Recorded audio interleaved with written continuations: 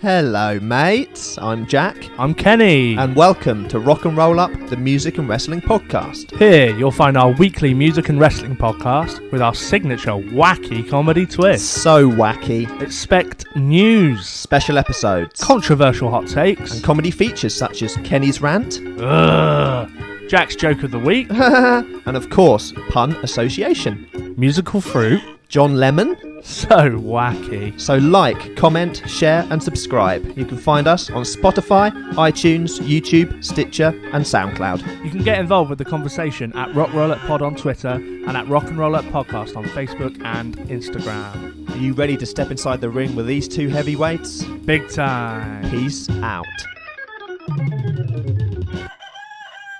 The PodAskew Podcast is a proud member of the Big Heads Media Podcast Network.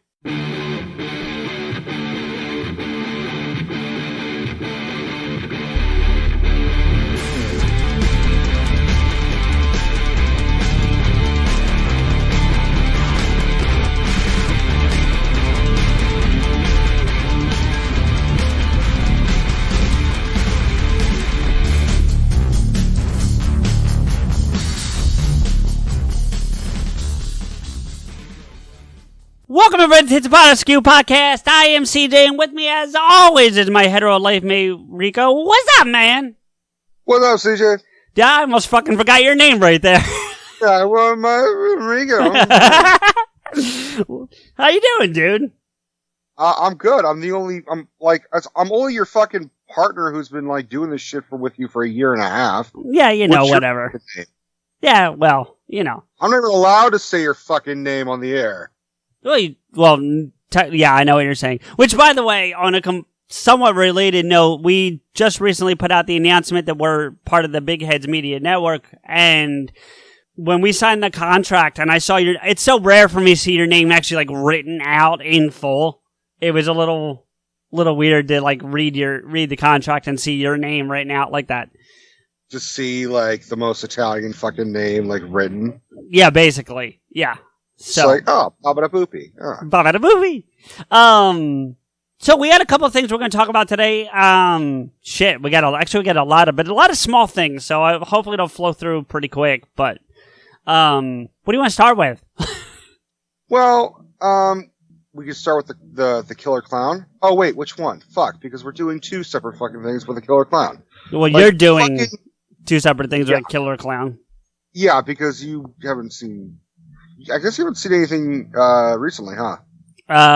Last movie I saw in the theater was Far From Home, which I actually want to talk about a little bit. But okay, well, we can talk about that as well. Before we get into it, a little brief thing. Yeah. There is some music playing in the background. If you guys hear it, sorry. Schedules got all fucked up, when we're recording and when someone's doing their band practice. So, occasionally you might hear some awesome playing. Just try to enjoy it. Think of it as sort of an ambiance and of, like background music for us. And if you really need to, tune us out and just listen to that. It might be more entertaining. Yeah, probably. All right, look, anyway, so we're going to talk about some movies that I saw. I guess, I kind of want to start with Brightburn because I was a big, like, advocate of when I fucking saw the trailer for it. Do you know what Brightburn is? We've talked about it before. It's basically like evil Superman, isn't it? And that's what it boils down to? That's pretty much what it is. It is the same origin story, like, boom, spaceship crashes in fucking Kansas. Farmers find it. Raise the little fucking alien thing as their own. But the twist is, what if? What if the Man of Steel, or in this case, the fucking Damien Child Boy of Steel, is just evil? He just looks at humanity and says, well, fuck you guys. And it's good, dude. That's been the basis of multiple comic books. Is like not necessarily Superman being evil, but like, what if he had landed here and said, you know what, like I could just rule these motherfuckers. You know what I mean? And yeah, there's been that twist from time to time, but this one feels like the start of its own franchise. Well, that I of really course. want to see. Okay, fair enough. And it's a James Gunn type of movie, so it's produced by James Gunn. It's written by one of his brothers and his cousin. Huh. So it's like a whole gun fucking thing. Like it's a gun family function. Yeah, it's a gun family tree kind of. And one of his usuals, Elizabeth Banks, is in it. Yep, he's in a lot of her movies. I'm surprised she She's wasn't in in a lot of- Guardians somewhere. Yeah, it's surprising. Like I would have seen her as the leader of the gold people from the second one. Yeah. I guess I don't know. That's a good point. I guess maybe we'll see. Well, But because Kevin Feige gets a little more say into all that. I'm not saying he doesn't like Elizabeth Banks, but maybe he had someone in mind. Who knows? Anyway, go ahead. But James Gunn gets to choose his own cast. Like Michael Rooker, who plays Yondu. Yep. Has he kind of has like a weird Stan Lee type of cameo. He's sort of like the Stan Lee cameos for James Gunn because they always work together. Yeah. Rooker works with him a lot. Is he going to be in Suicide Squad 2? Do we know? I think he is, right? Possibly. Although it's not saw called Suicide Squad 2. It's just called The Suicide Squad. Well, the change is the. Yeah. So but it's essentially 2. I mean, let's be real. it's a reboot. Look, it's hard to keep track of, and we will talk about the DCEU when we get to Joker, which we are going to talk about, which you have not seen, but I have seen. Yes. But Brightburn, I dug. Like it's gory. It's not so gory that you can't watch it, but like there's a part where a guy gets his truck like lifted from the kid. Okay. And he drops it, and when he drops it sort of head first into the pavement, the driver's mouth hits the steering wheel and dislocates his jaw. Okay. So if you're a fan of Breaking Bad, the actor who fucks up his jaw is the guy who plays Badger on Breaking Bad. Okay. It's got that high pitched kind of raspy voice like that, dude. Dude, you're referencing so many things that I could tie in right now. It's crazy. Like I'm not even being. It's so crazy. Like the different, and you're just telling me the story of the movie, and that's great. But like the gun thing makes me think about something we should talk about with Martin Scorsese and his take on the Marvel flicks. And then Deb and I just played a horror game called PT that is like it's not a long game. It's actually really kind of a demo. It's supposed to be the demo for Silent Hill for the PlayStation 4, and the project got scrapped by Konami, so it's never happening. But Norman Reedus plays the main character in that game. Okay. So I think I might have seen promos for it or something. Yeah, probably. It was big when it was first announced, like, because, not to go off on a whole tangent, but Hideo Kojima, the guy who created Metal Gear, was the guy who was doing this game. It was his first run at a Silent Hill game, and his storytelling ability is almost second to none in video games. So, people were super excited. I'm actually playing a game for Stephanie on her Xbox. I guess she had this game forever and I think started playing it, but then never got into it. So she was like, I want you to play it because it's more, she's not a real gamer and she has more fun watching me play. It's like that. Unless we do a co-op type of game, usually a Lego game for us together because she gets nauseous really easily from swishiness of moving and shit. So, even Batman, when I play the Arkham games, she can handle all of it, but when I'm you go into the vents and you're kind of roaming around, that makes her nauseous. Really? That's interesting. Having played all those, for that to be the thing, is kind of interesting. She can't handle, a lot of moves. So I'm playing this game for her. I'm blanking what it's called. I can go look at the disc, but it's this game where you play a detective and you die in the midst of you're trying to protect someone. You get shot and thrown out of a window. If I said the name of the game, would you recognize it? Yeah. Murdered Soul Suspect? I think it is Soul Suspect. Yeah, I think that's what it is. Yeah, I've played it. I played it and beat it, actually. I love that game. It's a great game. It's pretty good, but the disc we have keeps shortening out. It freezes and glitching out from time to time, so I'm we may have to, plus her system overheats from time to time. The Xbox One? Really? Okay. No, the Xbox 360. We're playing on 360. Oh, yeah, the 360 is known to overheat. I thought it was a... Okay. Well, plus it has shit on top of it. We have an Xbox One, but it's fun. It's a fun detective. I love the detective genre. But it's so frustrating for me because I'm like, this is such a cool concept, and then those fucking Dementor demon fucks that like... Yeah. They like move like... And then they have like the... Like, my character has a fucking gun. I'm a ghost. Shouldn't I be able to shoot ghost fucking bullets? Yeah, well, you know. Does that ever happen? Do you, like, instead of just, like, I have to sneak up behind the fucking thing and, you know, vanquish the fucking demon, do I ever get to do anything cool? No, I don't remember there being any shooting. Yeah, I don't think... Fuck. I just learned how to... It is a good game. It's a good, investigative, like... It's kind of, it's ironic you're playing it this month because I would qualify it as a Halloween-esque style game. I think that was the whole point why Steph really wanted me. She had been asking me like, hey, I want you to play this game. And I'm like trying to burn through all the fucking other games that I have. And I'm like, I just gotta get through fucking Lego Hot and Lego fucking this and Lego. Fuck, I play so much Lego. Yeah, you do. And then I start other games. Like I started, The Darkness. Right. And then I sort of like got tired of that because it's just going from Darkness to Darkness 2, like you are spoiled immensely with Darkness 2 because you can do, it's better graphics, you can do all sorts of crazier shit. Completely disagree with you about the graphics, but that's okay. Really? Yeah, I don't like that cell shading style.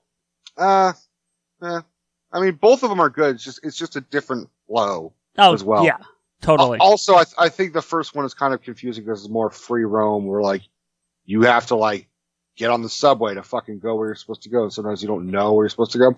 But one of my favorite things about it is that they will play full movies on TV. Yes. Yes. So it was so funny. I was walking by in the subway and there was a homeless dude who had a fucking TV in a shopping cart. He's passed out on the concourse bench. Yeah. On the bench. And the TV is tilted. And I walk by, and I'm like, well, I'm just going to fuck with this guy. I'm going to change the channel. I want to see what he does. I want to see if the characters are more AI. Be like, hey, man, I was watching that shit, man. Right. But, so I switched the channel, and it started a Frank Sinatra movie, and I'm like, what the fuck? So I literally my character crouched down, zoomed into the TV, and I was watching The Man with the Golden Arm for like 30 minutes. It was the most janky bootleg version I've ever attempted of watching a Sinatra movie. And you loved every second of it. Not really. I was just kind of... I wanted to see how far it would go. I thought it was just going to be like a couple minutes. No, I think it's the whole fucking thing. Yeah, I've heard that about that game. I played the game, but I never sat and watched the movies. They did the To Kill a Mockingbird. Yeah. As well. Yeah. That's a full... Yeah, they're both, I think there's 3 total movies within the game, and they're all full versions. And there's also, like, episodes of, like, Looney Tunes and Popeye and shit like that, so. Speaking of games real quick, since you brought that up, both our friend Mark and Fumes are actually doing, because they both have streams, they're both doing horror-based streams this month with it being October and whatever. And, I just got done watching Fumes play Resident Evil 7, which I have played, but it is super fucking creepy. I forgot how creepy that game was. It's creepier than any of the other ones, and I've always been a fan of Resident Evil, the games. I've always liked Resident Evil 4. That was the one that I went beginning, middle, and end. Yeah, 4 is widely considered probably to be the best one in the series from gamers, but from a creepiness factor, 7 might be the creepiest. Although 1 and 3 have some pretty scary moments. 1, when the dogs jump through the window, still haunts me to this day. And I'm not the only one. Like, I know plenty of people that have played Resident Evil that moment scares the fuck out of you every time it happens. And then 3 is just trying to run away from Nemesis. Because that character's crazy. I think 4... I was really into because I had never played like other Resident Evil games. I was never into it. I mean, I watched the movies. I was like, this is kind of interesting. Yeah, the movies are such a pull off. We'll have to talk about them another time or whatever. But yeah, anyway. So they're doing the horror things. That's kind of in tune with what you're doing with Murdered Soul Suspect and whatever. Plus, we're also watching horror movies usually every night or every other night. I'm going through an education field with Stephanie, so I showed her Nightmare on Elm Street for the first time. Better her than me. That's all I'm saying. Well, maybe sometimes you should get an education as well. Yeah, that's one I don't want. But speaking of movies, because you mentioned the Marvel stuff, and I mentioned this Scorsese, like, dude, I know he's one of your favorites, and he is a legend, no doubt. But yeah. To come out, like, why is everyone taking shots at the MCU? Like, for real? Like, he's not the first person to do this. No. Also, Jennifer Aniston just said the same thing. Like, oh, did she? Yeah, cinema's dying a little bit because there's too many Marvel movies. Well, here's a funny thing, because Bill Maher said something too, which I still think is hysterical since he's in Iron Man 3, but that's a whole nother discussion. I was in Iron Man 3. Remember, there's a sequence when they're talking about Iron Patriot, and it's starring Bill. You're right. I forgot about that. But he addressed Martin Scorsese's thing on his last episode this past week. No joke. He actually talked about it. And he goes, it's during his New Rules segment, which is where the Iron Patriot thing was in the movie, too. They did a fake New Rules and did that. But he said something to the effect of, and maybe I'll try to find the clip later, but he said, New rule, don't feel bad that renowned director Martin Scorsese says Marvel superhero movies are not cinema. He obviously hasn't seen Ant-Man and the Wasp. Actually, Scorsese's right. Superhero movies are all the same. Whereas his new film, The Irishman, is a mob movie starring Joe Pesci and De Niro. That was Bill's, and that's Bill's joke. That's not mine. But, like, that was his point, was, like, it's easy for Scorsese to say something like that and then put out the same goddamn movie. I mean, my opinion, because, I'm a fan of both. I'm a fan of Scorsese and I'm a fan of MCU. Sure. And, I look at it from, like, a non-fan point of view. And, like, someone like Steph is sort of an in-between. Sure. Steph said, like, she's like, dude, I'm done. Like, I remember. I need a fucking break. After Endgame, right? What? After Endgame, that's what she was like, all right. Yeah. Like, she skipped, like, a couple towards the last ones. Like, she hasn't seen Far From Home. She hasn't seen Captain Marvel. Because she's just like, dude, I'm tapped out. I did the Infinity Saga. I was never even into it before. But, like, enjoy it. Enjoy your, if you watch it, I'm not going to say, turn this shit off. She's just like, I don't care. Like, right. I think there is, in some ways, some oversaturation of MCU. There's been an abundance of, there's 24 fucking movies in the course of 10 years. Right, and that's part of the reason why I think the only movie coming out in the next, like, 18 months, I think, if my math is right, is the Black Widow movie. Like, there's not another Marvel movie coming out until 2021 after that. Yeah, although I don't know when the Eternals is coming out. It's 2021. I remember we talked about it. I'm pretty sure it's 2021. Now, the shows are coming out next year. The ones on the Disney Plus thing. That's what they're focusing on. Right, but to your point about the saturation, it's not going to be as in your face as these movies, and that might allow for that time to pass for people to, like Steph, to feel the way they do. They just need a bit of a break until they start the next, like, cycle, Agreed. So, but for Scorsese, pound for pound, is one of the greatest filmmakers of all. Yeah. I think he's entitled to his opinion, but I think genres have a way of attracting different people. I know lots of people who don't like Scorsese films. They don't like gangster movies. They don't like violence. They don't like, some of them are like saying, okay, the Italian American thing has been fucking blown to shit. Like, we get it. Yeah. They're when Scorsese and Coppola and Spielberg were all kids, the genre that was in everyone's favor was westerns. Like, westerns and epics was the thing, and a lot of film noir, but westerns especially. I would say the MCU is just another western genre. Some people like it, some people don't. Yeah, I would agree with that, and I think they are still continuing it in that. Well, it looked a little bleak for a while. They finally worked out the deal to get Spider-Man back into the MCU, the Tom Holland one. And It was, and we've talked about it on the episode when they said that it was dead. I forget which episode we talked about it, but we were both like, what does that mean? Like, for the stuff that they set up in Far From Home, and then they talked about continuing the Tom Holland storyline just over at Sony, and like, what did that mean about, like, your example really like sticks out for me, but was like Ned going to Peter and being like, remember that time you hung out with Iron Man? And he has to be like, shut the fuck up, because they can't say Iron Man, you know? Like, obviously they wouldn't do that, but you know what I mean? Right, and all of a sudden, like, May starts giving a shit about Uncle Ben. Like, they never brought him up in 4 fucking movies, and it's like, all of a sudden, you remember what Uncle Ben told you, with great power comes great, like, shut the fuck up. Fuck like, up, right. So now, my understanding of it is they've got Tom knocked down for guaranteed 2 more movies, but appearances in, I think, 2 others. So, which the implication is he's going to have his own. What I heard is he's going to have his own 1 movie. He's going to have Spider-Man, Home Alone, fucking homeless, fucking whatever you want to call it. That'll be the 3rd MCU crossover movie, and then he'll probably have a role in Venom 2. Right. And he may have an appearance in Morbius. He also, what else did I hear? I heard he might be making an appearance in the Doctor Strange movie, the sequel to Doctor Strange that's coming out. That was the other thing I'd heard. Maybe.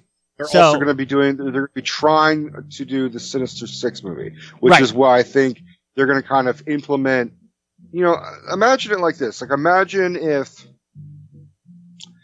if we had 89 Batman with Tim, you know, the Jack Nicholson one. Yeah. And it shows him falling into the vat of chemicals and becoming the Joker. And Batman's there to knock him in. And then just Batman disappears from the rest of the movie. And then it's like a Joker movie. That's what I predict they may do, where they throw Spider-Man in. Like, Spider-Man might be aware to witness what's going on. And then, like, somehow, because of plot devices and shit, he's just not in the rest of the movie. So it's not Venom versus Spider-Man. It's just Venom and a little bit of Spider-Man, but ultimately Venom. You know, but still tying the 2 worlds together, because the other thing I just saw on Thursday or Friday, and I didn't have the opportunity to read the article, so I don't know, or see the source, so I don't know how accurate this is. So take this with a little bit of a grain of salt, if you will. But because there had been a report back when we discussed that it fell through, that at one point, Sony had thrown an offer to Disney saying, if you want Spider-Man, we want $10 billion. And Disney was like, nah, we're good. But now, apparently, there's been the same kind of thing offered, but this time not in because we can't work out the deal, fuck you. Because that's what the $10 billion felt like, was like, we can't work out the deal, well, if you want them, fuck you, pay us $10 million. This feels more like trying to actually work it out, and I think Disney, but I think it came from the Disney side, and they're offering $5 billion to buy them. Well, you know who really kind of bridged it together? Who? Tom Holland. Holland. I heard that. Yeah, but I didn't get to see what was said. So, do you know the specifics there? I know this. I know a little bit of the specifics. I don't remember who he called, but I think he called the head of Sony. Okay. He called the head of Sony. And he apparently cried on the phone. No shit. And he was just like, you have no idea what this means to me. I'm really a part of both worlds, and I have contracts with both, but like, for the sake of the fan base, like, he really stressed like the fan base and the story itself. He's like, you can't just end it with, spoiler, the world finding out that Spider-Man is Peter Parker. You gotta have some, it'd just be cheating the fans, and they will never forgive you for it. I have no idea really what he said. I'm sure it was something like that. Because I'm sure what he said was, oh my God, what are you doing to me? Well, it's kind of interesting, and I don't know how accurate this is, and it's very tangentially related, but I fell down one of those clickbait holes, and it says, hey, and this was like the top 25 tattoos that celebrities have gotten because of characters they played or something like that. It was one of those clickbait picture things, right? Right. Looper something or right. But sometimes they're legit. I mean, they are definitely clickbait regardless, but it's not like Photoshop. Like, sometimes it's legit stuff. And if this is legit, Tom Holland got the Spider-Man logo on the bottom of his left foot. Like, tattooed onto his foot. Cool. Good for him. So, I mean, just to give an idea of how serious he is about the role, you know? Oh, he's great as Peter. I mean, we talked about it nauseam. I've also heard there may be some form of a multiverse crossover for Spider-Man, like a live-action Spider-Verse.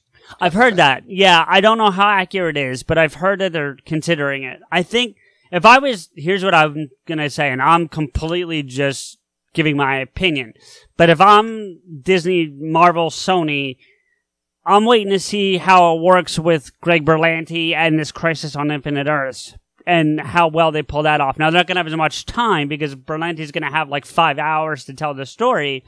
But if you see the list of characters that are going to be a part of this thing, it's fucking ridiculous. There's seriously like 60 or 70 characters. Like, it's ridiculous. And Lucifer just is going to be in it as well. The guy from the Lucifer show is going to be in it. Is he playing Lucifer or is he playing a different character? Okay. He's playing Lucifer. Then that's a brand new thing that I had not heard. So I'm not doubting you. I'm just saying, but like, he was spotted on set, I think, yesterday. Okay. Well, but I mean, you got the guy that's played Harrison Wells and Eobard Thawne playing a third character now, because I saw the picture of him. I don't remember the name of the character. A guy I work with is real versed in this stuff. And he was telling me who it was, but you got him playing a character. You got the woman that plays Diggle's wife playing two different characters now. You got the guy that playing Diggle and Jon Stewart. I mean, there's going to be 1, 2, 3, 4, 5. Last I counted, wait, hold on. 1, 2, 3, 4. There's going to be 4 Supermen for certain, with the possibility of a 5th in this movie or in this series. There's going to be 2 Batman confirmed. No, I don't know who the second one is. I only know the one that we've already talked about, and that's Conroy. But there's going to be a second Batman. If it's any connected to that Titans show, it may be the actor who's playing Batman in that. Okay, it might be. I couldn't. He's an English dude who's from Game of Thrones. Well, so did you watch? Which actually leads into something else I ultimately want to translate in or transfer into is the because the Berlantiverse came back this week. With Batwoman? Are you talking about? Yeah, Batwoman, Supergirl, and Flash all premiered this week. Arrow premieres this upcoming week, and then I think Legends premieres. It either premieres before or the premiere for that show is the 5th episode of the Crisis on Infinite Earths. Because right now that sequence is going to cross over from start with Batwoman, start with Batwoman, go to Supergirl, go to Flash, go to Arrow, and ultimately end on Legends of Tomorrow. The rub in all that is the dates I saw, which we can talk about in a minute because it didn't piss me off, but it's frustrating. We'll put it that way. But Batwoman was, for a pilot, was crazy good. Like, really good. And I'm super excited to see where it goes. Did you watch it? Did you get a chance? No, I didn't watch. I haven't watched anything Berlanti in months. Okay. But I've heard some people loved it, but I've also, I was on a Facebook group and this guy was ranting. I know, yeah. Really hating it. A lot of hate for this show. But also specifically there was hate for Ruby Rose. And this guy was a treasure. Said it sucks because she's a lesbian. And the character's a lesbian. Yeah, everyone's like, you're a fucking jackass. The character's a lesbian. It's like, yeah, well, just because the actress is a lesbian doesn't necessarily mean that she's good for the role. I'm like, that's true. However, you're just a bigot, so shut the fuck up. Yeah, basically. And I basically commented, I was like, look, man, don't be a homophobic asshole. And he liked it, and I'm like, oh, you're just a troll. You just... Yeah. Yeah, unfortunately, not to get into a huge long thing, but James Hetfield from Metallica went back into rehab a couple weeks ago, and I'm on several different Metallica groups in Facebook, and there have been several people that have been using this opportunity to troll about James Hetfield and be really shitty, and fuck all you people that do that. So because he's seeking help to go to rehab? Yeah, for real. Just people being shitty, and it's they're like, fuck no, off. we want you to die and poison yourself. Yeah. No, they're saying stuff like the music's going to be terrible when he comes out because he's going to be all soft and shit like that. Like, that's the kind of stuff they're talking about. Like, fuck you. You know, if that's the case, then they should just play the song So What? And then, well, yeah. And then the other thing that I saw was because this is his second stint in rehab in the last, 20 years, I think it's been at this point. Or almost 20 years. Which for a rock star is pretty good. Yeah, Most rock stars go to rehab every other week. Yeah, I mean, but to give you a little bit of background, because I'm sure you're not as familiar with it, they shot a documentary called Some Kind of Monster, and it started before his stint in rehab the first time. And it was designed to follow the making of that album they were making at the time, called Saint Anger, ultimately. And bottom line, the documentary ended up covering more than that, much more than that. Now, they didn't go into rehab with him, of course, but they, it covered when he came out and his recovery after and all that stuff. And someone on one of these groups said, they just want to make another documentary. Like, that was the comment. And it's like, okay, if they do, then so what? It's their fucking band. But no, but the point was that he went into rehab to drive up interest in making an. Yeah, it's all bullshit. Anyway. Yeah, I mean, I know how much of a fan. I mean, you're wearing a fucking Metallica shirt, for Christ's sake. Metallica Eagle shirt. See, look at that. The mixer. The love. That's fucking great. Fuck you.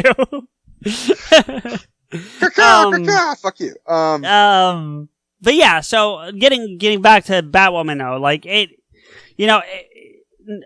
I think it's great that they cast a homosexual actress to play a homosexual role. And I'm not saying that it has to be that way. And the guy has one point that just because she's homosexual does not mean that she's right for the role, but it doesn't mean that she's not right for the role either. And that's the balance there, I mean, Ruby Rose has a very distinct style of acting. Yeah, I've never really seen her before this, to be honest with you. I don't think. She was on a season or two of Orange is the New Black. That was her opening. Never saw it. I know of it, but what? The Meg with the giant shark movie. Yeah, again, I know of it, but I never saw it. And she was in John Wick Chapter 2. Okay, I did see that, but I don't remember her character at all. So she's the mute one who's always signing to, Yeah, no, sorry. Like they have this fight, and then she says, he stabs her, and then she's kind of laying there, and she goes, "I'll be seeing you," but says it in sign, right? And because fucking John Wick speaks every fucking language, including sign, he just goes, "Yeah, sure." And then okay, Yeah, and I'm sure she was fine, and actually it's pretty cool that she played that character too. My issue with the Crisis on Infinite Earths, though, to back up a little bit, is if the dates I saw are right, I want to fucking strangle somebody because it's bullshit. So what's that? What's your problem? So what they're gonna do is, like I said, it's going to start on Supergirl, go to Batwoman, and then Flash, and ultimately Arrow and Legends. So they're going to air in, I think it's the second week in December, Batwoman, Supergirl, and Flash. Then they're going to take the Christmas break and air Arrow and Legends after the New Year. So there's going to be 6 weeks between, or at least a month, between Part 3 and Part 4. But that's just good strategy. No, it's good strategy, but as a viewer, I want to, just by comparison, hear me out, by comparison, all the other crossovers they've done have aired in the same week. All parts of it have aired in the same week, so it's been a week-long crossover event. This is gonna be ugh. You will have plenty of shit to watch, my friend. You can fucking go. It's not that I won't have things to watch. My issue with it, if anything, is these crossovers have all been amazing up to this point. Like, I personally have not had a problem with any of them. I thought they've all been golden. They've actually substantially gotten better with each one they've done. So I have a method for how to fix this for you. If this is, well, no, I have an idea, but it's don't watch the first 3, record them on my DVR, and wait till the other 2, and then watch them all in a row. But Wait, mine's like motherfucker. I was going to say the exact same thing. I figured you were, but the fact that they're airing it that way just irks me. Like, I'm not mad. I'm not going to boycott it. It's like, God damn it. That's all. God damn it. Yeah, right. Basically, maybe that'll be my damn it for this episode. That'll be your damn it. It's like, I can't watch it when I want. Fuck you. I want to get back to Spider-Man for a minute, though, too, if we can. Okay. Because the other thing that's interesting with Spider-Man that you might find interesting and frustrating, only because of obvious things, but they have announced, and I don't know when it's coming, that they're doing a DLC for the Spider-Man game for PlayStation 4 where you're going to be Miles Morales. So you're going to be that version of Spider-Man. Like, Miles Morales is already in the game, but he's not Spider-Man. It's just his costume. No. His costume's not even in there yet. But Miles Morales, the character, exists. Okay. Peter's kind of like a mentor to him in the story, but not in a Spider-Man way, but his father gets killed. His father, who's the police officer whose name I'm blanking on right now, because it's not Morales, it's something else. But he and Peter in the game are close. They've worked together. And he dies helping Spider-Man on something that Miles doesn't know that. And ultimately, Peter kind of takes him under his wing to give him, like, mentorship and support. And his DLC apparently is going to see Miles Morales fully become Spider-Man in his whole costume, the whole bit. So, I'll be curious to see what that looks like. What does the media call them? If there's 2 Spider-Men? You know, it's one thing to have, like, different alternate universes. But to have, oh, look, there's Spider-Man. Oh, look, there's the other Spider-Man. Which one do we call him? Oh, that's the OG Spider-Man. Okay, that one's the fucking hipster, like, urban, like, what? Do you want the rumor? Because they don't know what he looks like underneath. Do you want the rumor? Because there's a rumor going around, but I don't know how accurate it is. Sure. So, they've already greenlit Spider-Man 2, the game.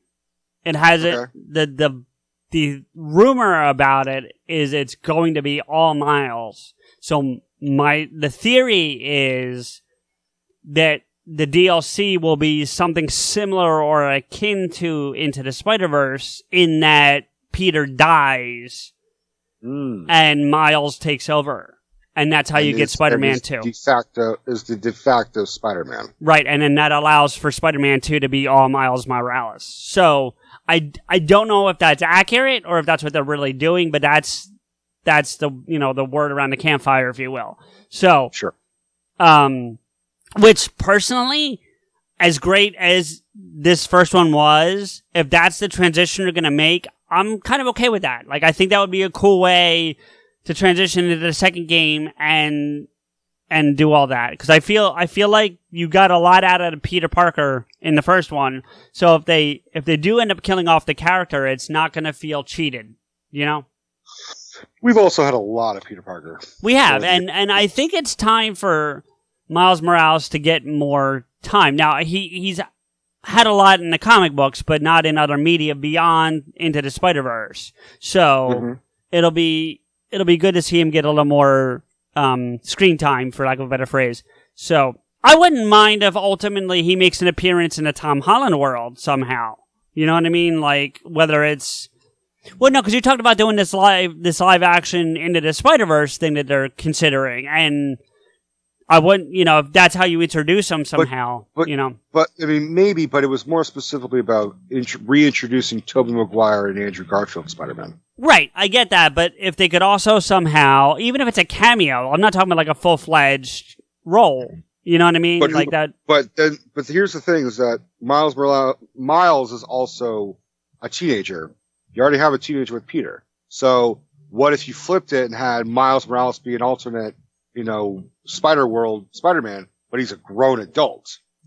Well, even if he's not a grown adult, as long as it's an alternate world, I think it still plays. But I get the point you're making. So I mean, you could have two teenagers, I guess. It's kind of, that's sort of the charm of Tom Holland, is that he is a teenager, and having another teenage Spider-Man who just is, Hispanic and black is kind of. I would rather see them fuck with it a little bit, make him older, make him the mentor, make him another mentor to Spider-Man. Well, let me ask you this though: if you said it's going to be like a multiverse kind of thing, right? If I heard you correctly, possibly. I mean, right? It's just still right. But if they're going that way, Tobey Maguire's going to be an older Peter Parker, as is Andrew Garfield, but not as old as Tobey Maguire. And that's not meant as a shot at him. It's just a factual thing.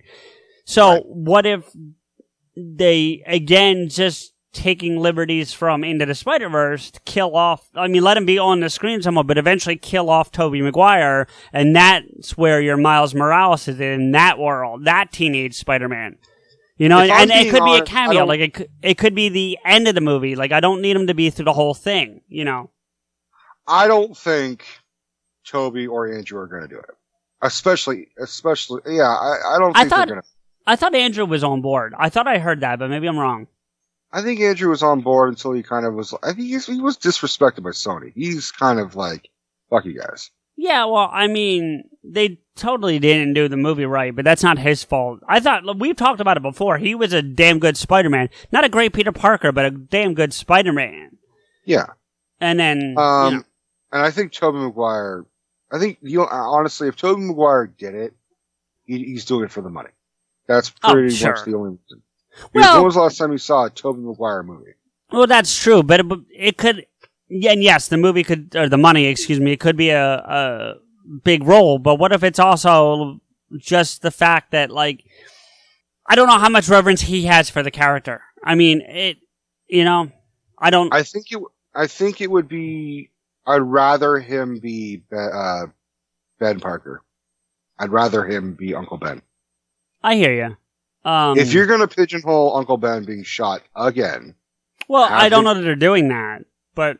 If they're going to do that route, then all of a sudden, Uncle Ben, oh yeah, I remembered I had an uncle, and he died.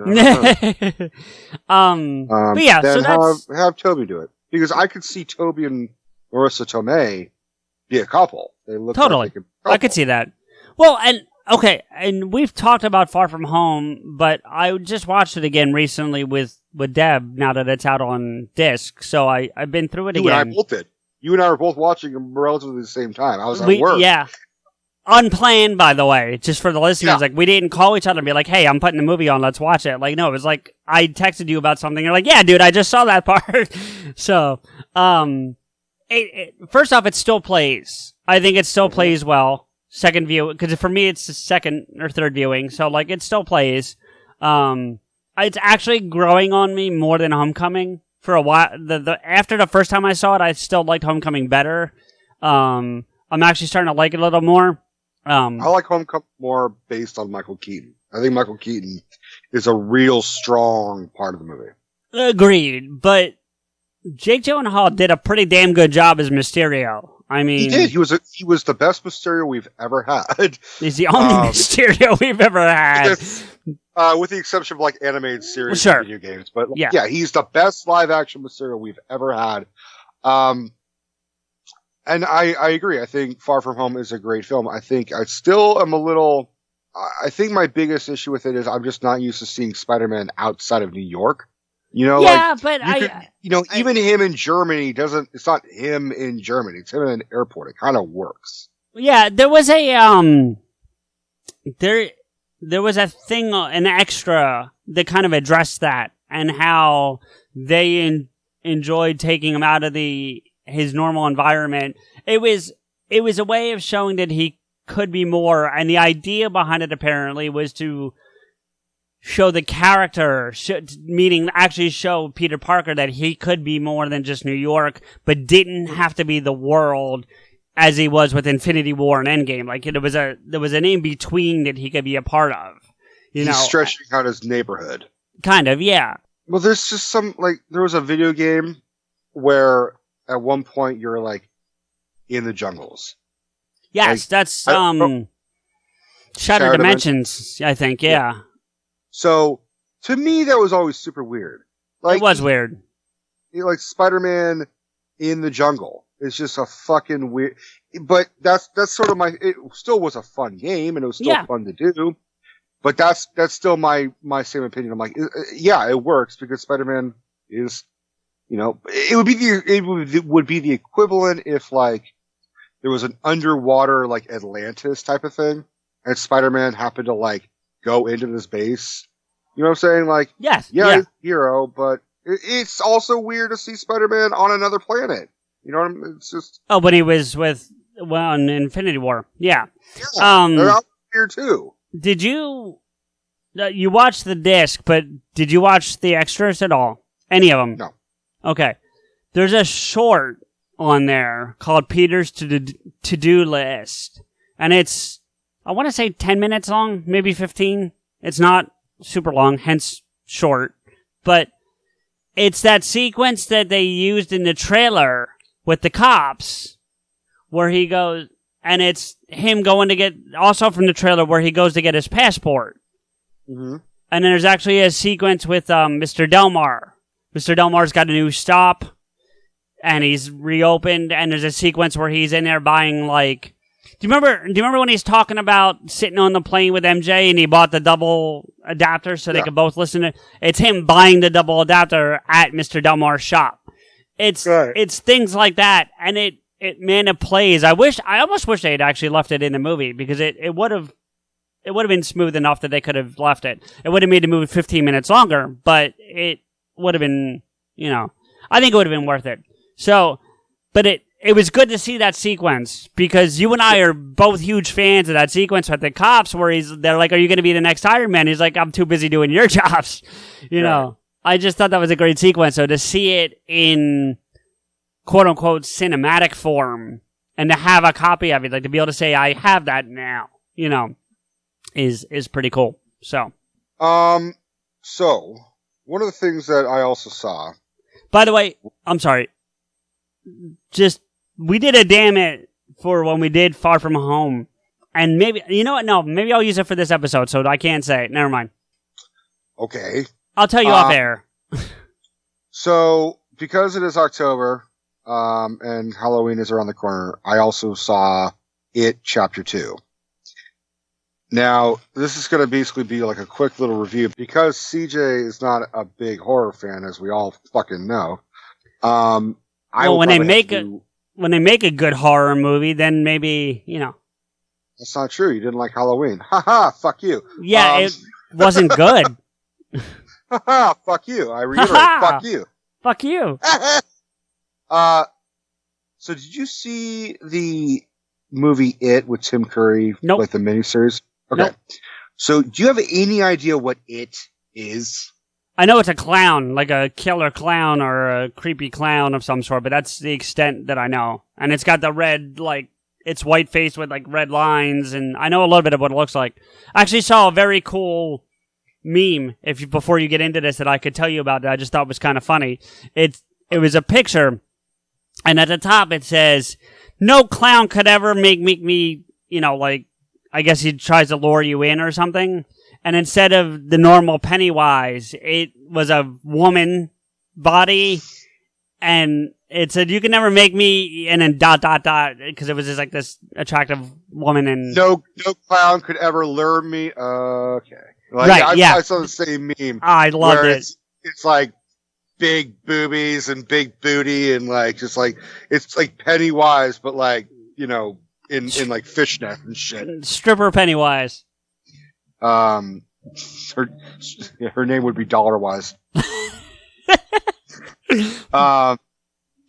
So I'll let me give you the quick rundown. Stephen King book. I knew Stephen that. King movie. Okay. Yeah. It's not a guy dressed as a clown. It's not like Joker. It's what Pennywise is he is basically the incarnation of evil. We got into Pennywise right around the first It, because I think we were doing the show when the first It came in, or we talked about it, because I remember you telling me that before. Somehow we got it. I want to say that came out in 2017, so I don't know if we had. Maybe. No, we had, because Steph and I, that was our first movie that we saw in theaters, was It. So if we talked about it, it was probably around one of the first episodes. Oh, yeah, it was way early. And then again, well, we talked about it briefly, and then I think it came up again during our Halloween discussion, because we ultimately branched off into other horror movies during that discussion, and I think you got into the specifics of Pennywise. So I do remember you mentioning it being that before. Well, I'll give our listeners another quick rundown for those who haven't seen it. So he's older than us. Like he's old, he's ancient. Right. If you go deep dive in the book, he's from a thing called the Macroverse, and not the Microverse, the Macroverse.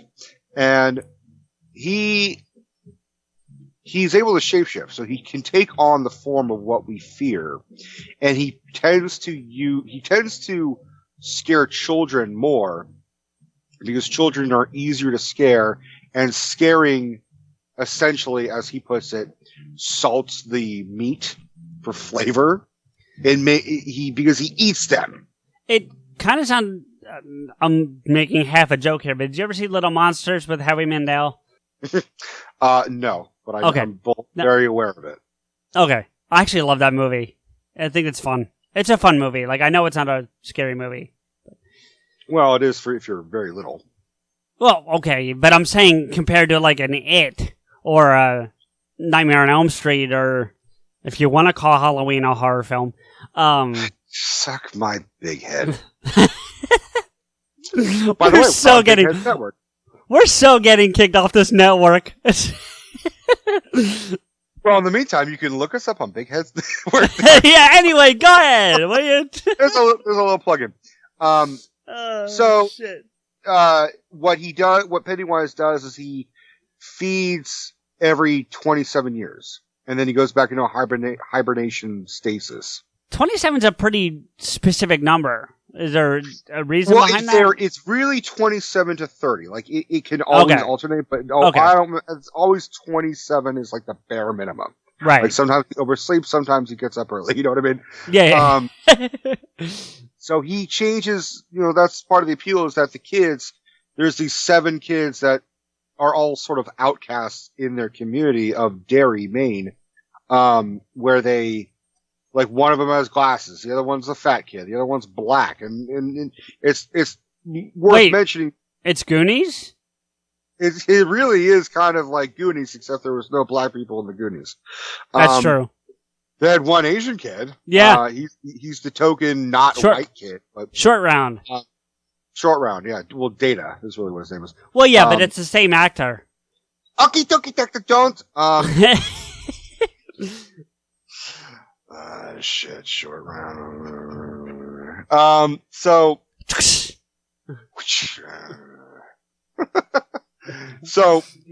Oh wow, we're just terrible tonight.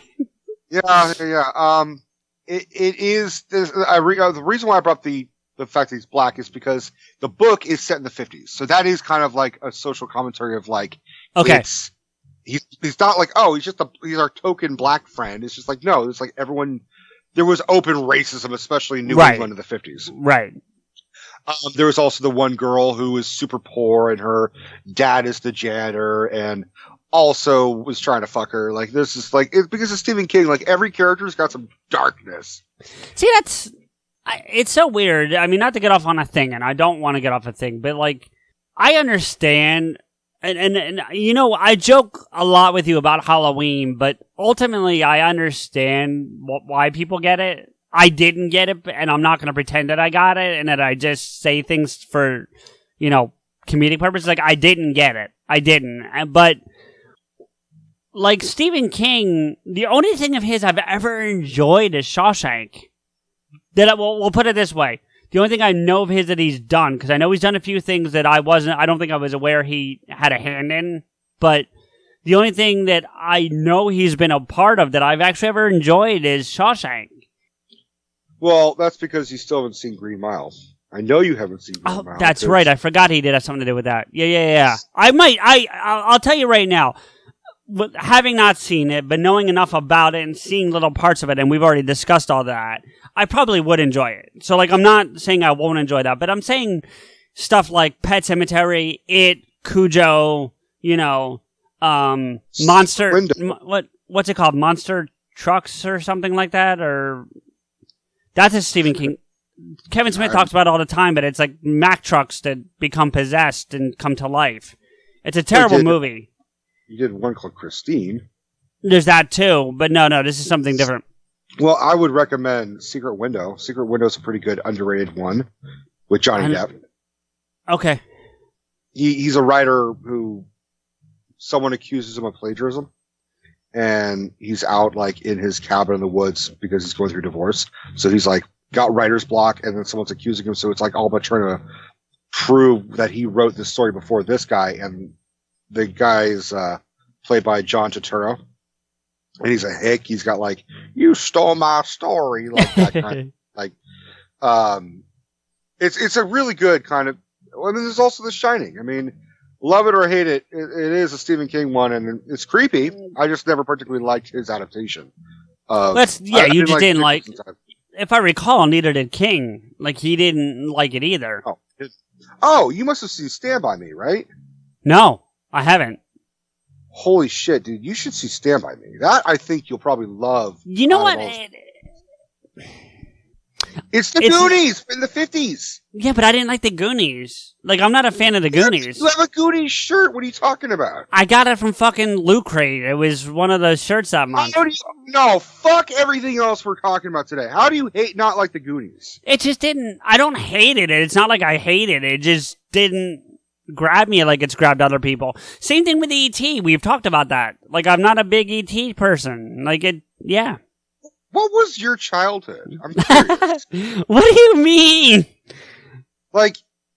You grew up in the fucking 80s and you don't like anything of the 80s. That's not true. I fucking love Knight Rider, Airwolf, The A-Team, Quantum Leap. That's all 80s and early 90s stuff. I loved all that stuff. I just can't understand how you can't watch the Goonies and just don't relate to it. Sticking with the 80s theme with movies, I love Flight of the Navigator, Back to the Future. Okay. Yeah. Well, to be fair, Back to the Future is prominently set in the 50s. That's sort of a wash. But it was released in the 80s. That's the point I'm making. Yeah, I'm talking about the 80s culture itself, not movies that were fucking released in the 80s. From a man whose favorite musical artist of all time is fucking Frank Sinatra, I mean, I don't... That has what to do with what we're talking about? I'm just talking about, it sounds like you're placing me in the wrong, like, decade or era. I'm just saying. When did you see the Goonies? I've seen it a couple times. The first time I was, like... Were you a kid? Yeah. I want to say, like, 9 or 10. Yeah. Alright, then you're just fucking weird. It just didn't appeal to me. Like, I don't know. Hey, you guys! Yeah, look, I get the references and I find them entertaining, but like I'm trying to think of a movie from the same era that I prefer. Well, I mean, Little Monsters that I mentioned would be an example, but I mean, all right, all things considered, just fucking watch Stand By Me. It's a good goddamn movie. It's about 4 kids that are trying to find a dead body. Oh, it's a little bit later, but The Sandlot, love The Sandlot. Okay, I just don't understand how you cannot like the Goonies, man. I'm sorry. No, there's a difference.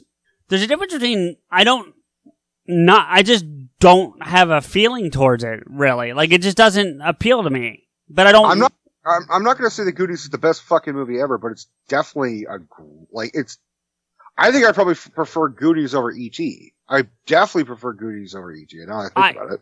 I would probably agree with you. Yeah. I think E.T.'s the better movie, but I think Goonies I love more. You know what I'm saying? Yeah, I do. I follow you. I also just saw Goonies a fuck ton. I mean, here's the thing. If this maybe helps my case at all, which... No. Yeah, fuck you. I was exposed to Indiana Jones before I was exposed to the Goonies, so not use the word expose in this context? Like, Indiana Jones exposed himself. No, but I'm saying, like, I was shown, Raiders and Temple before I ever saw the Goonies. So I feel like Goonies is indie light, if not worse, so like that's. I use that as an example. Every time I always get so many fucking overzealous dads that want to show their 7-year-old Raiders Lost Ark. I was probably about that age when I saw Raiders. But this is a whole new generation of kids, which is like, back in the 80s and 70s and shit, it's like you're 7 years old, you're going to go see Jaws, because that's the movie of the fucking, year. Right. Fuck your nightmares. Like, which now I didn't see. I didn't see Jaws for the first time till 2 years ago. I can't even talk to you anymore. I wasn't overly impressed, but fuck. All right, let's go back to another movie before I like punch you through the screen. Let's go back to the. I'd be impressed just to see that. I know, because then I'll just break the fucking thing and then we can't record anymore. No, that's true. Well, did you want to finish talking about it too? Yeah, trying to. So, I liked it. That's all I can really fucking say. Anything else I'm going to say, you'd be like, yeah, but fuck this clown. I'm like, oh, all right, look, I liked it. It wasn't as good as the first one, but I still liked it. The whole reason why it's significant is because It Chapter 1, It Chapter 2 is like, It Chapter 1 is all about the kids. And then It Chapter 2 is 30 years later when Pennywise comes back. Right, I heard that. And they that. have to deal with him as 40-year-olds. Which I like. I mean, if that's the legacy within the book or within the story, then I'm glad they did it that way, because they're sticking true to the source material. Did you have anything else? What? Did you have anything else you want to say? Because I was going to transition.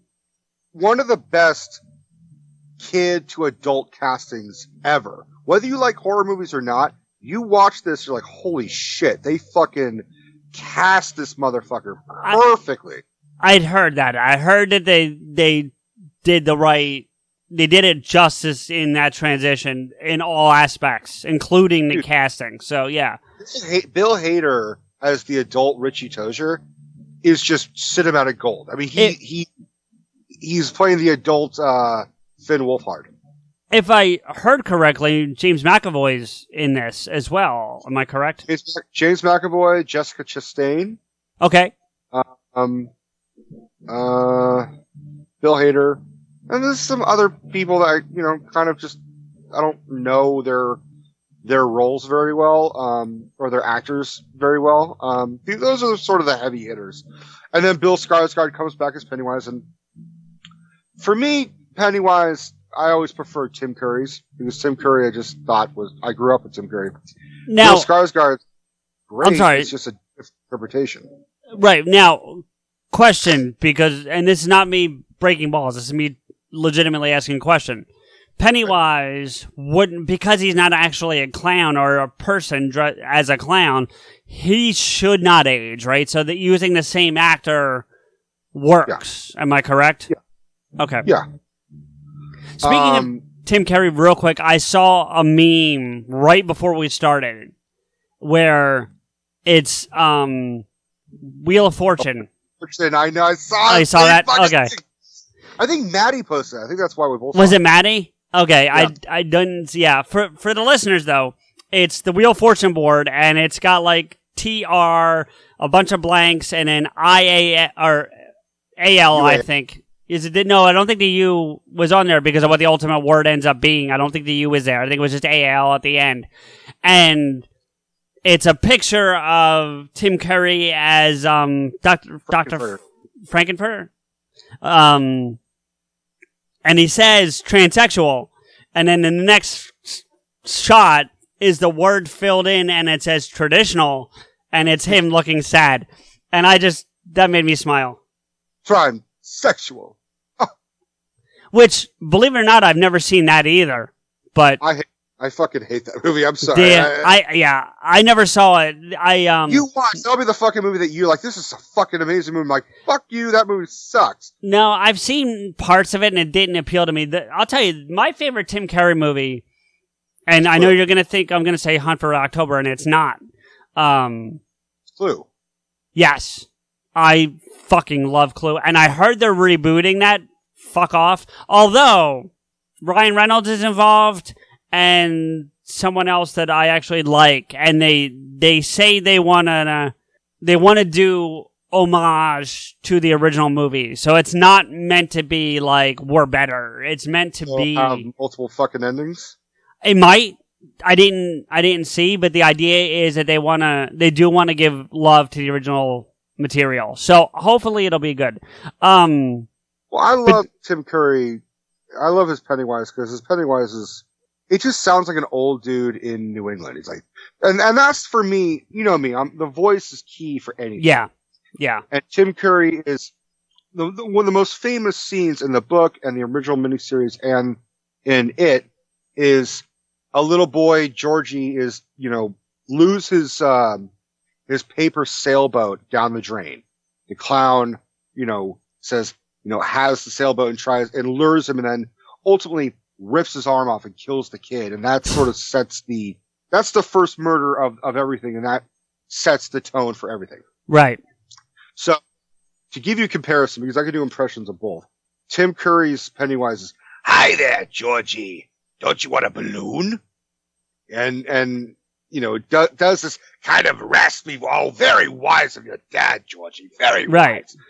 And Bill Skarsgård, I didn't think of it until after when you first watch it, you're sucked in like this is a crazy performance. It's like Nicholson's Joker versus Heath Ledger's Joker. It's just like, holy shit. Bill Skarsgård is straight up Scooby-Doo. Okay. Here's what it sounds like. "Hi there, Georgie. Don't you want a balloon?" It's so weird. I mean, it's still super creepy because whether he sounds like "hi there" or "ooh," like a clown is always fucking creepy. It's creepy in a different way. Yeah, I hear you. Speaking of voices, and I don't mean to do this, and it's not meant to be harsh, but I'm going to kind of throw Deb under the bus a little bit.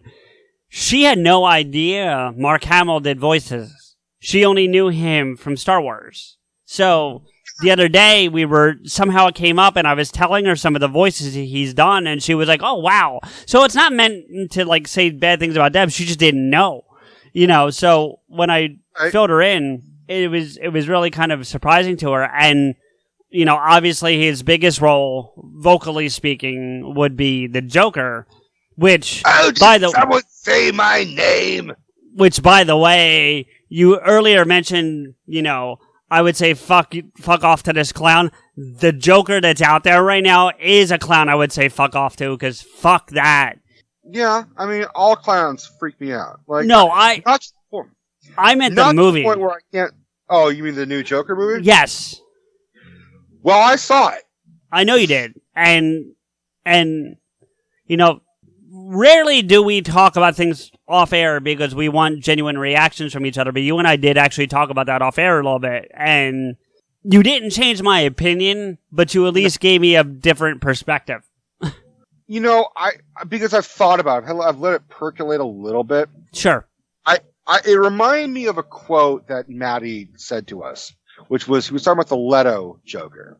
Okay. He said, every generation that we've had with a new Joker, Cesar Romero, Nicholson, Mark Hamill, Heath Ledger, Jared Leto, and now Joaquin Phoenix, in its own way has been a great Joker for what we're going through at that time. Jared Leto was this weird fucking millennial, and Heath Ledger was this, anarchist, chaos, early 2000s representation, but sort of a throwback to the old school.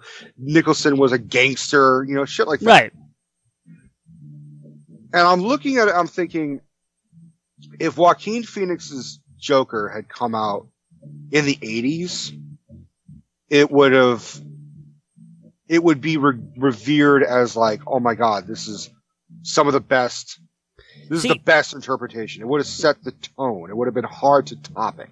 But see, here's the thing, and this has been my argument from the beginning, and it will continue to be my argument, probably will forever be my argument. And we got into this a little bit on Fumes' page on Facebook, is I don't need, or not even the Joker does not need an origin story. True. It just doesn't. He doesn't need an origin story. One of the things that's so captivating about that character is not knowing what sent this guy so far over the fucking edge to become what he becomes and be so goddamn psychotic. You know, like, that's, to me, the appeal of the Joker. Now, before you get into what you were going to say, there was one thing that Fume said on the comments. Yeah, the comments, or the thread. That's the word I was looking for. That I do agree with him on, and he got me to look at it a little bit differently. Not enough to come around, but at least look at it a little bit differently. Was, he agrees the Joker does not need an origin, but he has one. Everybody has an origin. Doesn't mean we need to know what it is, but everybody has an origin. So if this has to be the Joker's origin, then at least it's a good place to start. And that was kind of his argument. It's still not enough. I can agree with it too, in that it's good logical thinking, but I don't agree in that I still don't want to know what that origin is. You know, and you're never going to get me to change on that. I mean, and that's not meant at a shot at you or Fumes or anybody else. It's just how I feel. I will never say you need to see this movie. What I will say is you should watch King of Comedy and Taxi Driver and just think, if I blended these two movies, that's what the Joker is. That was really my opinion. And I talked to another friend of mine who is not into comic books like we are, you know, does not care enough about, you know, whether or not the Joker has an origin story or what the origin story is or any of that kind of stuff. And he said to me, he said something very similar to you said to me when you and I first talked about it, that it's a great exploration into mental health and what can cause somebody to be pushed over that edge. And he said all it takes is one bad day. Right. And from that perspective, he said it's a phenomenal movie. Now, he doesn't care enough about the Joker, you know. Right. And I told him your suggestion, because you said to me when we chatted about it, that if they had called this Arthur Fleck or something not Joker and just left it out of the DC world and still let him do everything else where he becomes a clown and all that kind of stuff, it would be a phenomenal movie. It's that Joker tie-in that, maybe not phenomenal, but that Joker tie-in is what hurts it for people like you and I who are fans of the source material. I think my biggest problem with it was the Joker is a murderer. The Joker is a criminal. He commits massive crimes and he loves doing it. Every second. Yep. Every second. I mean, there's this whole thing of like, oh, I want to have a relationship like Joker and Harley. Okay, shut the fuck up. Joker and Harley is a Stockholm Syndrome PTSD abusive fucking relationship. Which she was his doctor and he fucking tortured her into insanity. Yeah. That's not a fucking OK Cupid meet cute moment. Right. Did you, by the way, see the Birds of Prey trailer? No. No. Oh, yeah, I did. I thought you were talking about the original show from some reason. I forgot. No. I'm talking about It's Harley Quinn 2, as far as I'm fucking concerned. Well, yeah, but there wasn't really a Harley 1 unless you're calling Suicide Squad Harley 1. But well, considering the fact that they're rebooting Suicide Squad, we might as well call it Harley 1. Fair enough. But it actually looks pretty good. I gotta be honest with you, it looks pretty good. I think her costume sucks, but I'm intrigued. No, I'm definitely intrigued. Yeah. I preferred the Blondie costume because that's total Blondie.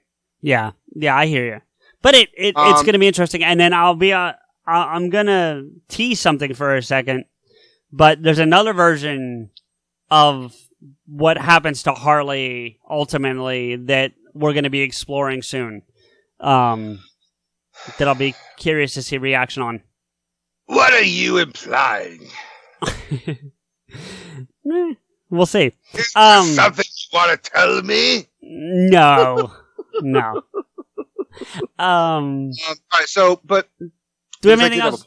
Go ahead. I did have a point. The Joker, I'm on the verge of losing it, but like, it was all about Harley and blah, blah, blah, blah, blah. If the Joker doesn't need an origin story, as you said, I'm sure people were fucking flipping the shit out when Batman 89 came out. Not to mention having him be the man who shot Thomas and Martha. That was a big no-no back in the fucking day. Agreed. But, you know, the next generation kind of grew into it and sort of accepted for what it was. You can make the argument that Batman, Batman said this before, that every time he fights a criminal, he's imagining it's the person who shot his parents. So in his own way, it could have been his own psychological, you know, his psychosis, making him actually think that young Jack Napier shot his parents. Well, and, yada, yada. And this is something to dive into another day, because it's going to take much more time than I think we have. But it's sometimes good to ask the question, who's crazier, Bruce or Joker? Because I think they're equally damaged. They're just on opposite sides of the line, to be honest with you. Well, that's... Henry and I got into a conversation about the graphic novel The Killing Joke. And... Great story. Great story and awful fucking movie they made. It wasn't terrible, but anyway, go ahead. It was pretty terrible. There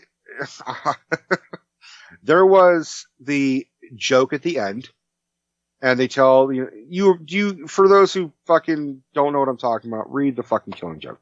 But the joke represents both characters, one of which is unwilling to escape the madness. They're terrified of going back to normalcy. And the other one is normal trying to escape the madness that's clawing at him. Because when you break it down, you're right. Bruce Wayne is Batman, for those who fucking don't know, is on the verge of insanity. He's also on the verge of killing. He has to always sort of stop himself from killing the Joker, because he knows it'd be so much fucking easier if the Joker was just gone for good. So, do you real quick, like 2 seconds, did you hear they're talking about or the guy that plays Negan on The Walking Dead, and he's what's that? Jeffrey Dean Morgan. Okay, he's actually come out and said he wants to play Thomas Wayne. Like I think he'd be a perfect fit for Thomas. Like specifically in the Flashpoint story where he's like grizzled and... Yeah, him, well, because he already played Thomas Wayne, but him being Thomas Wayne Batman, he's what you're right. Right. Anyway, go ahead. Sorry. When they're ever gonna fucking do Flashpoint, fucking do it. He's the obvious choice. But at the same time, this whole Joker thing shakes up the DCEU. That's my own personal thing of, fuck, dude, like, how many Jokers are we gonna fucking have?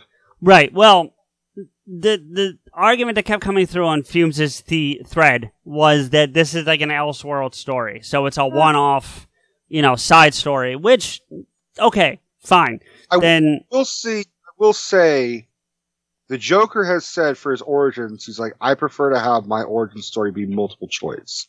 The Joker himself has said that. So, was this movie needed? No. No fucking movie is needed, if you're really being honest. Unless it's like, hey, we only got one Iron Man. Where the fuck is this, the next one? You know what I'm saying? Just to tie it back real quick, I heard they're actually saying that eventually Tom Holland's going to be in the suit. I don't know if that's true, but that's something they're saying. Tom Holland be in an iron suit? Yeah. Oh, I find that disrespectful as fuck. Well, no, because they keep referencing even Far From Home, like he's not the next Iron Man, he's not the next Iron Man, he's not the next Iron Man, and ultimately he becomes the next Iron Man. I fucking hope not. Well, we'll see. I hope. I'd be more furious about that than, well, they're also gonna fucking make a standalone origin story for Lex Luthor, is the rumor now. Anyway. Here's the thing. That's sort of what I'm, on one hand, Warner Bros. Is trying to make a fucking origin story and like a universe of the DC films. Joker, a standalone movie, was great. Yeah, I mean, it's okay. I honestly would be more okay with a Lex Luthor standalone than this. I really would, because I find that to be more intriguing than a Joker backstory. Can I tell you one final scene that I thought was... There is some funny in the Joker movie. I'm sure there is. And this is a mild spoiler. I'm not going to spoil everything. There is a big twist I'm not going to spoil. There's a part where Arthur is sort of in makeup and he's like putting on his makeup. He's going to go on a talk show. And he's at home in his apartment. He's playing Frank Sinatra because that's the fucking thing. And then in the beginning of the film, he's a clown for hire. And he works at this other sort of studio where there's other guys dressing up as clowns and everything. One of them is a big heavyset dude who lends him a gun. The gun gets him in trouble, and it's a whole fucking thing. But there's a little person. There's a dwarf who has always treated Arthur with respect and he's British and he's always been very friendly. So they come over just to kind of talk to him and be like, "Hey man, the cops came to us. We just want to let you know, like, the cops came to talk to us. We just, And so Arthur pulls out a fucking pair of scissors out of his pocket and like stabs the heavyset big dude in the eye and stabs him repeatedly and bashes his head against the wall and kills him. And the little person is freaking out, begging him like, "Arthur, stop it. Please don't kill me." And he's laying, and they're kind of sitting there against the wall, heavy breathing, blood's on his face. And he says, "Oh, I'm not going to hurt you, man. You can go. Like, you've always been really nice to me. I'm not going to hurt you." And the dwarf starts walking over, and then Joker goes, "Blah!" It like scares him. And that's a big laugh for the audience because, it's all super tense. And we just saw the Joker fucking stab someone in the fucking eye. Right. And then he's like, no, I'm just playing, man. I'm just playing. Go ahead. You can get out of here. The little person goes to the door, and Arthur had put the chain on. And there's this whole thing where he's just like, "Hey, Arthur, would you mind getting the chain?" He's like, "Oh, yeah, man, I'm so sorry." Like, gets up, all blood all over him, undoes the chain, lets him go. He's like, "Hey, man, have a nice night. Check me out on TV, blah, blah, blah." And I was like, that is fucking, as weird of a whole thing of this movie is, that was a really fucking funny scene for a super tense part. Okay. Yeah. So what we've learned is that the Joker has a soft spot for little people. CJ here with a few thank yous and to let you know how you can get in touch with and follow the show and us. Listen to us on the Apple Podcast app, Spotify, iHeartRadio, or anywhere else you find your podcasts. Please don't forget to rate and comment. PodAskew is a member of the Big Heads Media Podcast Network. Visit their website, bigheadsmedia.com, and follow them on Twitter at bigheadsmedia. If you want to agree with or yell at us, follow Rico, me, and the show on Twitter. The show is at PodAskew, Rico is at RantsRico, and I'm at M_Blade. We want to thank logo designer and show friend Mike for his work on our wonderful logo. You can contact him for artwork via email at logomike80@gmail.com. That's logomike80@gmail.com. Thank you to Dubbed in English for our opening theme music, 96 Reasons. Thank you to Samuel Lemons for our closing music theme, Askew. You can find Sam on Twitter at Samuel Lemons and his music on SoundCloud at soundcloud.com/Samuel-Lemons. Finally, our biggest thank you is to you, everyone, for listening. Rico and I really appreciate your time and look forward to bringing you another episode soon. Yay, Rico? I got nothing, man. Damn it!